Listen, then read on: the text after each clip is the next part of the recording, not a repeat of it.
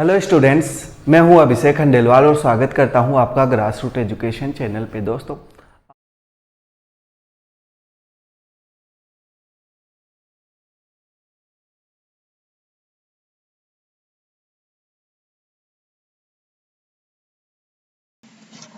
तो दोस्तों आज हम लोग स्टार्ट करने जा रहे हैं चैप्टर नंबर 8 जो है आपका।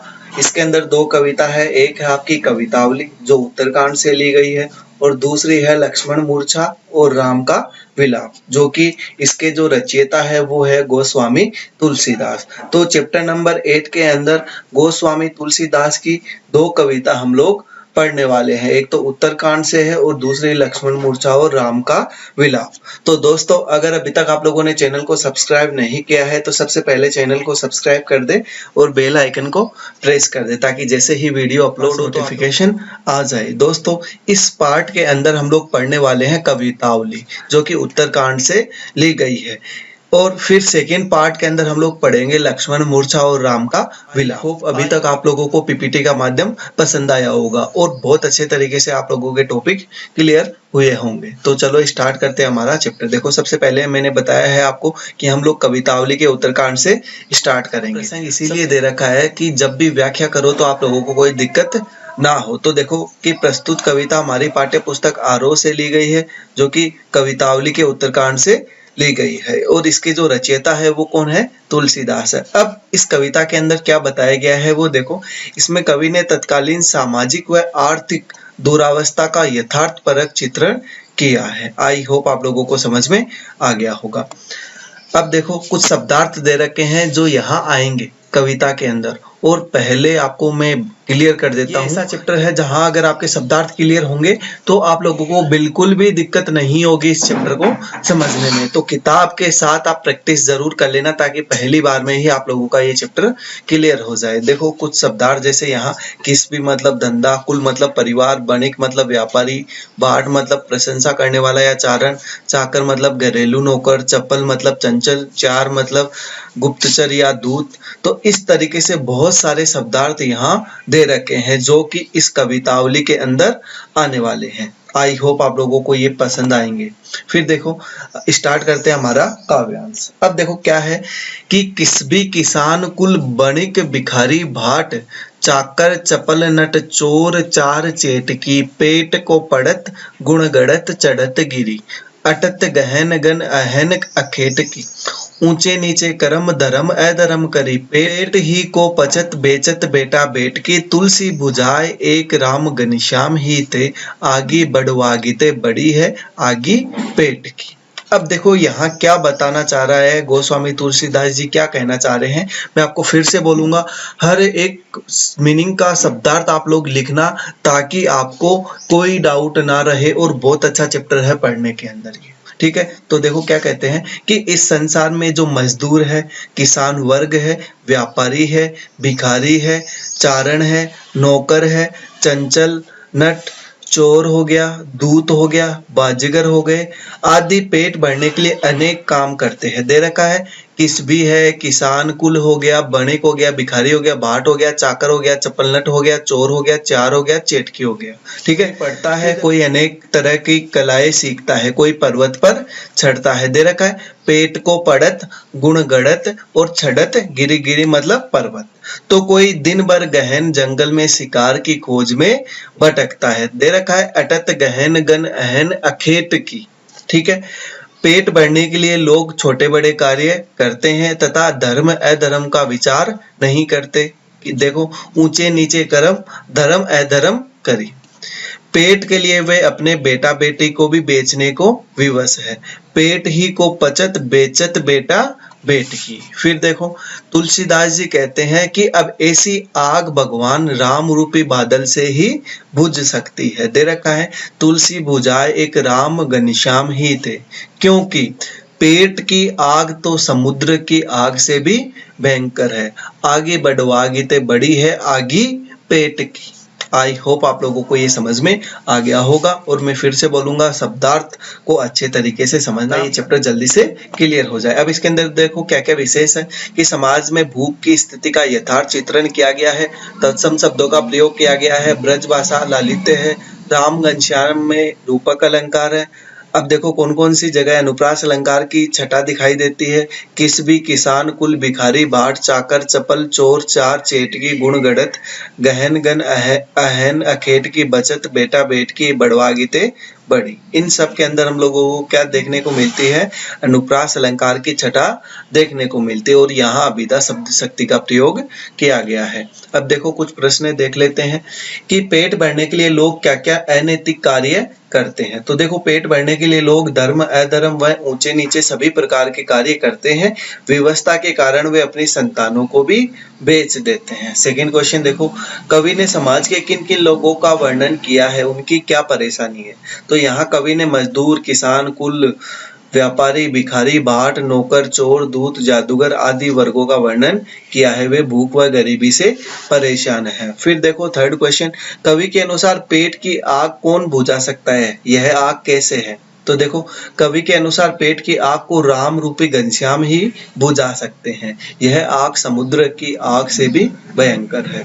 फिर देखो उन कामों का उल्लेख कीजिए जिन्हें लोग पेट की आग बुझाने के लिए करते हैं। देखो कुछ लोग पेट की आग बुझाने के लिए पढ़ते हैं तो कुछ अनेक तरीके की कलाएं करते हैं। कोई पर्वत पर चढ़ता है तो कोई घने जंगल में शिकार के पीछे भागता है। इस तरह वे अनेक छोटे बड़े काम करते हैं। तो आई होप आप लोगों को ये काव्यांश समझ में आ गया होगा, विशेष समझ में आ गया होगा और कुछ प्रश्न जो दे रखे वो समझ में आ गए होंगे। लेकिन मैं आपको फिर एक चीज बोलूंगा, हो सकता है आपको टाइपिंग एरर देखने को मिले, तो इसका बेस्ट सॉल्यूशन यही है कि जो उच्चारण है उस पर फोकस करें या किताब के अंदर देखते रहे। देखो हमारा सेकंड काव्यांश क्या है कि खेते न किसान को भिखारी को न भीख बलि बनिक को बणिज न चाकर को चाकरी जीविका विहीन लोग सिद्धमान सोच बस कहे एक एकन सो कहाँ जाए का करी बेदहु पुराण कही लोकहु बिलोकियत साकरे सब पे राम रावरे कृपा करी दारी दसानन दबाई दुनि दीन बंधु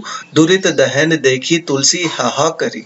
अब देखो मैं आपको फिर से बोलूंगा शब्दार्थ क्लियर करके चलना ताकि आपको जल्दी से ये समझ में आ जाए। देखो तुलसीदास कहते हैं कि अकाल की भयानक स्थिति है, इस समय किसानों की खेती नष्ट हो गई है। दे रखा है खेते ने किसान को, उन्हें खेती से कुछ नहीं मिल पा रहा है। कोई भीख मांगकर निर्वाह करना चाहे तो भीख भी नहीं मिलती, कोई बलि का भोजन भी नहीं देता। दे रखा है खेते ने किसान को, भिखारी को न भीख बलि, व्यापारी को व्यापार का साधन नहीं मिलता, नौकर को नौकरी नहीं मिलते, बणिक को बणिज न चाकर को चाकरी।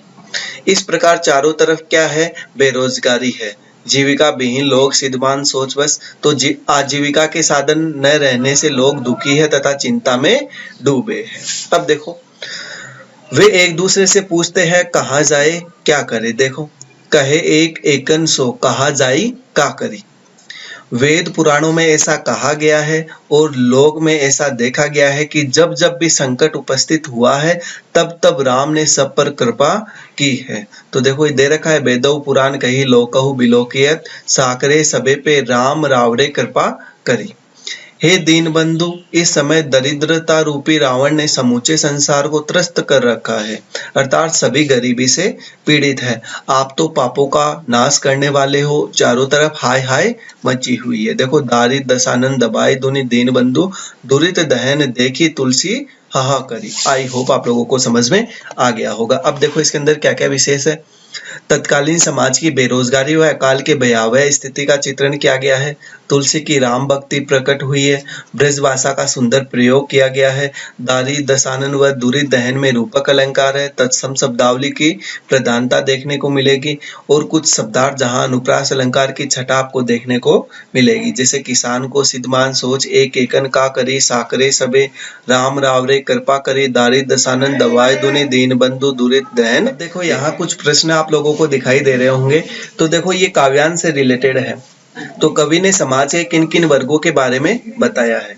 कवि ने किसान भिखारी व्यापारी नौकरी करने वाले आदि वर्गों के बारे में बताया है कि ये सब बेरोजगारी से परेशान है। फिर देखो लोग चिंतित क्यों है तथा वे क्या सोच रहे हैं। तो लोग बेरोजगारी से चिंतित है, वे सोच रहे हैं कि हम कहाँ जाए और क्या करें।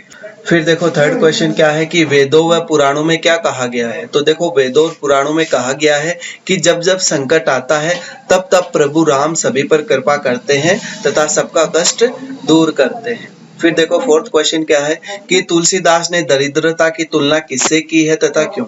तो देखो तुलसीदास ने दरिद्रता मतलब गरीबी की तुलना रावण से की है और दरिद्रता रूपी रावण ने पूरी दुनिया को दबोच लिया है तथा इसके कारण पाप बढ़ रहे हैं। आई होप आप लोगों को समझ में आ गया होगा। फिर देखो हमारा थर्ड काव्यांश क्या है। दूत कहो अवधूत कहो रजपूतो कहो जोलहा कहो कोऊ कहूं की बेटी सो बेटो न ब्याबे काहू की जाति बिगाड़ न सोऊ तुलसी सरनाम गुलामू है राम को जाको रुच सो कहे कछु ओऊ मांग के खेबो मसीत को सोइबो लेबो को एकु न देब को दो। आई होप आप लोगों को, देखो मैं आपको फिर से बोलूंगा कि शब्दार्थ क्लियर करके चलना ताकि आप लोगों को कोई दिक्कत ना हो। तो देखो कवि समाज में व्याप्त जातिवाद और धर्म का खंडन करते हुए कहता है कि वह श्री राम का भक्त है।